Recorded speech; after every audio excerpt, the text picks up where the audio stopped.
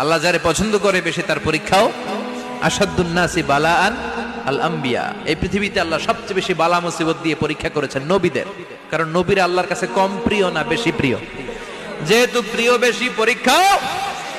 এজন্য মুমিনের উপর যদি পরীক্ষা আসে, মুমিনের উপর যদি অত্যাচার আসে, মুমিনের উপর যদি ধৈর্যের পরীক্ষা আসে, জেল জরিমানা আসে, মুমিন ওইটারে ভয় পায় না। মুমিন ভয় পায় একজনকে, চিল্লায় বলেন তিনি কে?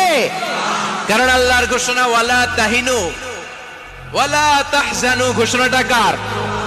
ভয় নাই, তোদের চিন্তা নাই। আনতুমুল আ'লাউনা ইন কুনতুম মুমিনিন। তোমরাই বিজয়ী হবা যদি মুমিন হও, যদি মুমিন হও। এজন্য ধৈর্যের পরীক্ষা দিতে হবে, আল্লাহর উপর তাওয়াক্কুল করতে হবে, অত্যাচার আর জুলুম আল্লাহর নামে সহ্য করে যেতে হবে। চিল্লায় বলেন ঠিক কিনা?